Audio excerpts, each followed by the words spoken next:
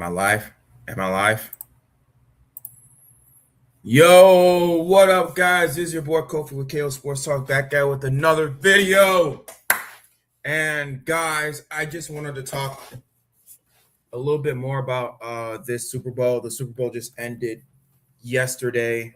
The Seahawks dominated the New England Patriots 29-13. And I just wanted to get a lot of my takes for this game of the Seattle Seahawks game. Well, the Seattle Seahawks versus the New England Patriots. It was, how should I say? It was pretty much just literally a dominating performance by the Seattle Seahawks.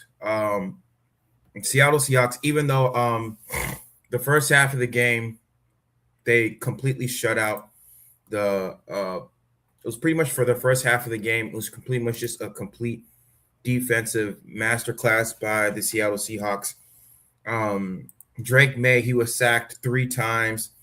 I believe he also had like a pick 6. I didn't watch too much of the game.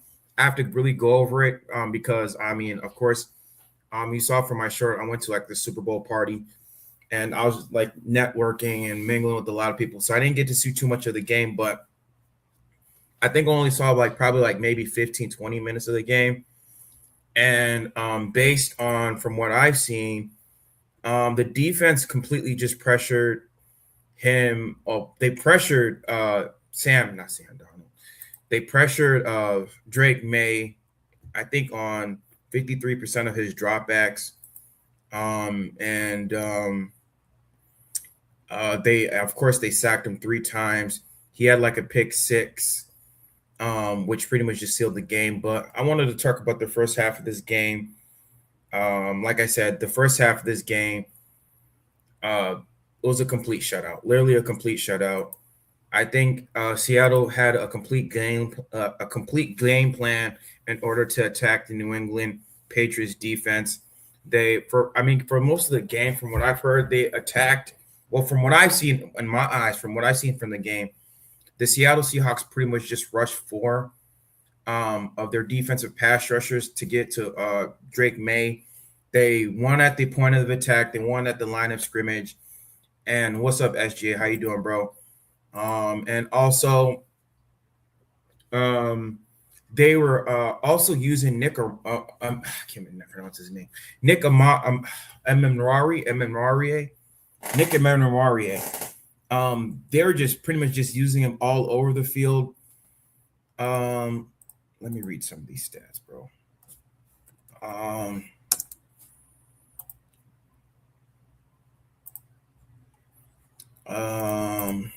want to read some of these stats, bro. But yeah, man, like they were just completely just using Nick Emiuate all over the field. He was really good. He completely shut down their tight end.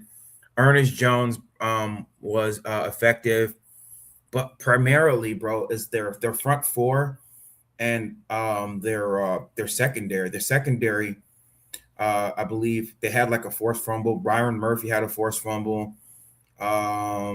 Julian Love, he had an interception. Shout out to Julian Love. I love your channel. Thank you, bro. Julian Love, he's from Oak Park, somewhere from Oak. I think he's from Highland Park, Illinois, but he's from somewhere around the Oak Park area. Shout out to him. He had an interception. I believe he had a pick 6.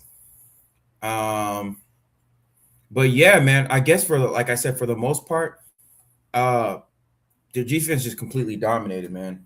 The defense completely dominated, specifically for the first half. Like I said, the Seahawks defense only allowed 51 total yards the first half. And I want to talk about Kenneth Walker, especially the rushing game. The rushing game was completely dominant. Kenneth Walker, the first half of the game, had 14 carries for 94 yards. That's crazy, man. And he was your Super Bowl MVP, which was deservedly so. He deserved it. And he ended with 27 carries, 135 yards, but he averaged 5.0 yards per carry. Completely just dominated the Patriots defense. And the Patriots defense up until that point, I believe they allowed 8.7 points per game up until that point. And then they gave up 20. Well, I believe they gave up like 25 points that game. No, 21 points that game. But still, though, the Patriots defense completely got dominated on all fronts. Patriots got dominated on offense, special teams, offense, defense, special teams, completely got dominated by the Seahawks. And I think this is what everybody expected. The Seahawks was just a complete team. Sam Darnold really didn't have to do too much.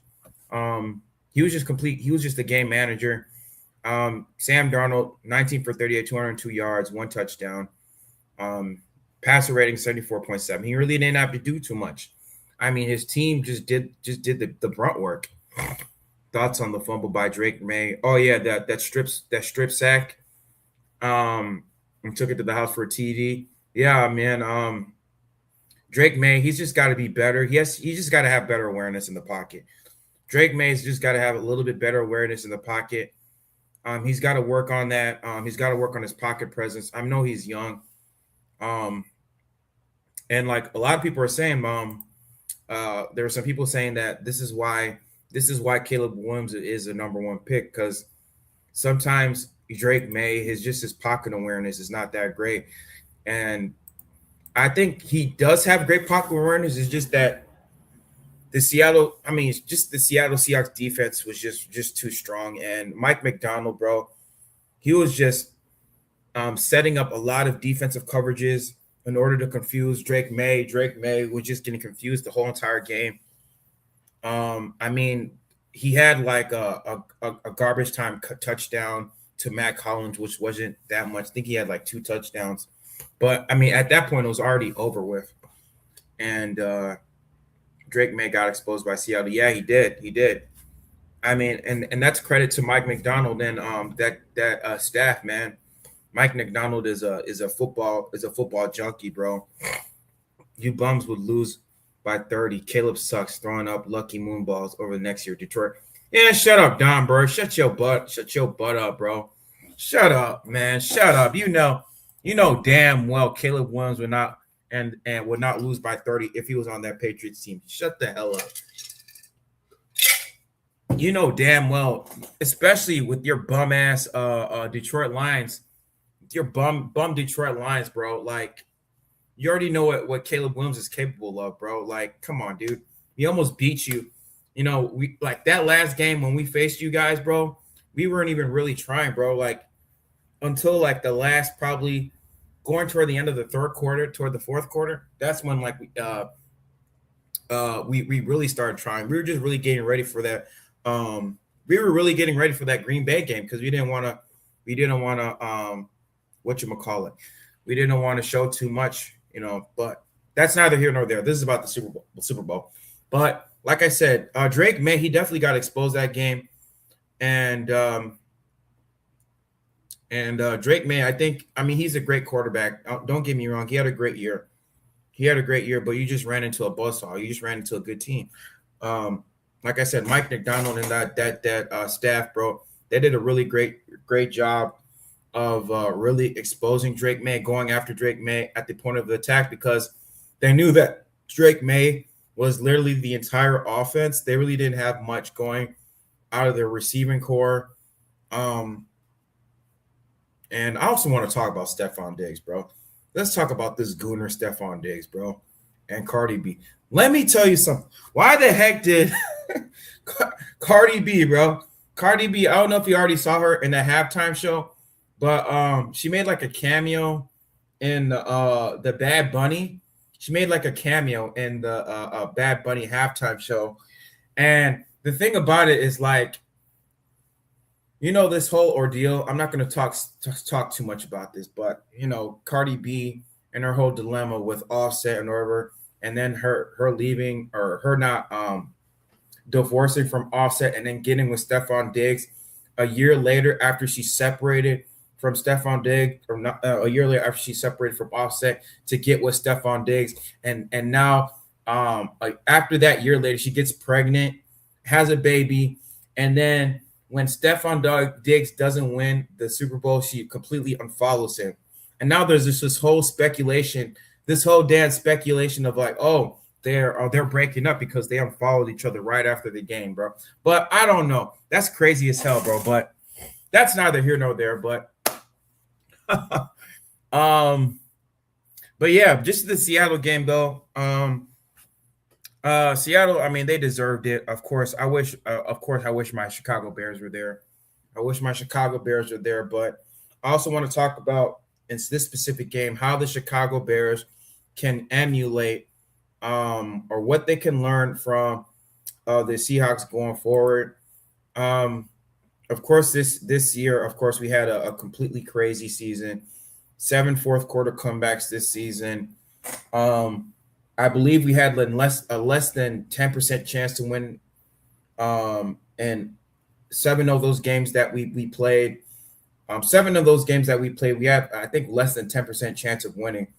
And that was partly due to the fact that, our offense wasn't completely going. And it's like during the second half, we were able to make adjustments. And just the defense just stinking it up. Our run defense was not good. Our pass rush wasn't getting enough pressure or getting home to the quarterback. That was a big problem.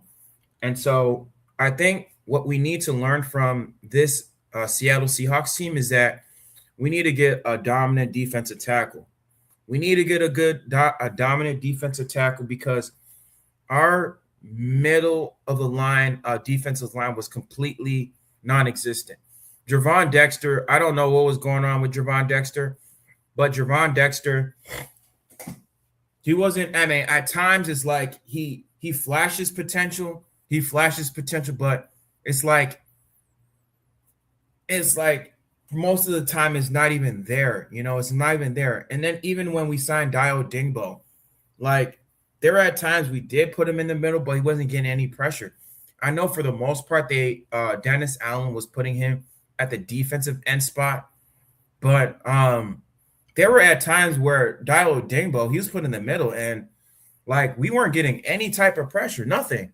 And we don't know what we're going to get from our rookie Shamar Turner, because Shamar Turner, I think like the first or second game of the season, he ended up getting hurt. And so you're going into this 2026 offseason with question marks in regards to your pass rush and in regards to your defensive, tackling your defensive end. And we already know Andrew Billings, bro. Andrew Billings just looked completely out of shape, bro. I don't think we should sign him back, bro. And Dominique Robinson, don't even get me started with him. I mean, toward the end of the year, he did play kind of great. He made some key plays against the Rams. He made some key plays against the Packers toward the end of the year, but that's neither here nor there. But we definitely need to shore up. We need to bolster our defensive tackle. Montez Sweat, he was serviceable. Montez Sweat is serviceable, but he's not no primary edge rusher you can rely on. Austin Booker, he's showing flashes. I think if we should keep him. But for the main part, we need a dominant defensive tackle, man. We need somebody, and not even only that, he doesn't even have to be an all-pro, but he's got to play all-pro. What should I say? He has to put on an all-pro type of performance. Like for instance, like the Patriots, Milton Williams. When the Patriots signed Milton Williams was very dominant. They got him from the Philadelphia Eagles. We need somebody like Milton Williams. Milton Williams, he's not an all-pro, but this guy has a complete strong motor. He has a great whatchamacallit. He has a great pass rush at the point of attack. He can get to the quarterback. Somebody like that, somebody like Milton Williams or like Javon Hargraves in 2022 when they went to the Super Bowl. You need players like that. They don't exactly necessarily have to be like Myles Garrett or whatchamacallit, which would be nice, to trade for Myles Garrett or get a Max Crosby. But the thing is, where's your co-host? That's who I want to see. Oh, he's not here yet. Chuck, he's doing his own thing. I don't know if you guys heard, but Chuck, he wanted to start his own YouTube channel, but he's gonna be here and doing some channels here and there. But I'm gonna see if I can get him here tomorrow, and get his thoughts on it. But he's not available right now. But it's only just me. It's only just me, bro. It's only just me. But like I said, bro, we don't necessarily need a all-pro defensive tackle, but we need somebody who has a strong motor, who can free up space, that can take on double teams or triple teams inside the middle, like literally just suck up all that middle, so you can open up opportunities for Montez Sweat and Austin Booker. Austin Booker, I still think he has some potential. He just needs to gain a little more weight. Like, he needs to put on maybe 15 or 20 pounds of muscle, get up to like maybe 265, 270, and then he'll be good, because Austin Booker, bro, like, people don't understand, don't know that, but the second half of the season, like, he was generating a lot of pressure. Like, Austin Booker, like, he was generating a lot of pressure. He was getting to the quarterback. Like, that's one thing people don't even know. But Austin Booker, like, he was really getting to the quarterback. Like, he was one of the only bright spots on that defensive line that was really getting to the pass rusher. And so I think that with Austin Booker getting this year and getting that experience, I think that's really going to help him, and he's going to take that next step in his development.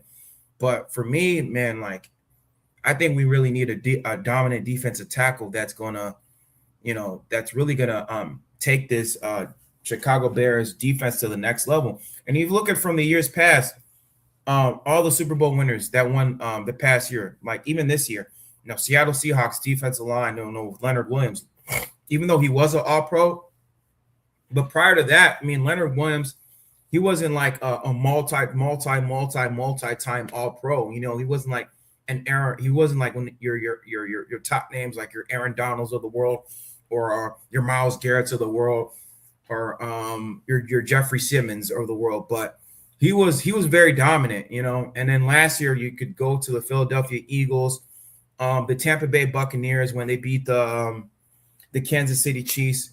You need that type of defense, and like they always say, defense wins championships.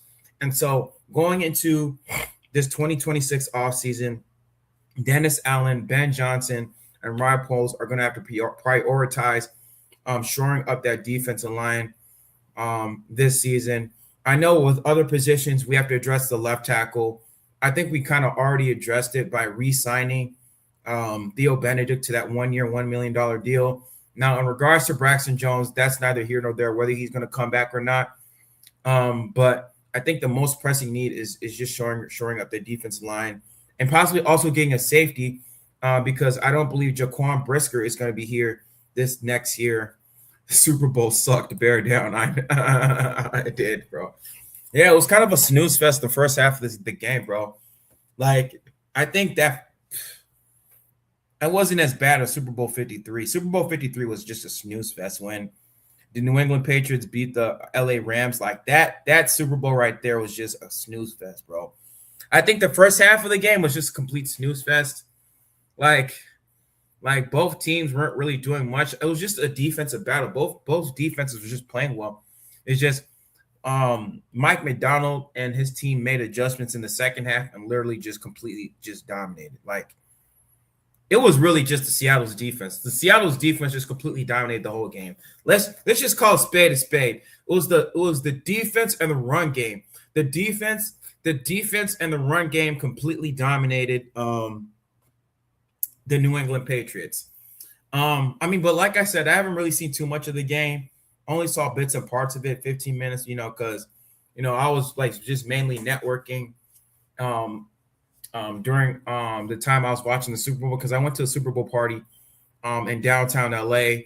I don't know if you guys saw from my show. I posted it on one of my YouTube shorts, and just, bro, like, just getting into the party, dude, was like literally like it was like pulling teeth and nail just to get into that party. It was so many people that came in that they had to get rid of half of the people. They got to say, oh, it was at full capacity, and so we can't have too many people over there. But I ended up staying, and they ended up letting me in. And the way I came into the party, because one of my buddies, he called me and he was like saying, Kofi, are you in the party? Are you in the party? He's like, dude, I'm still in line, bro. And like, it's taking so long for us to get in because hold on. Oh, sorry, excuse me. So they had to get like those armbands. They had to get those armbands in order for us to get in. And they ran out of armbands.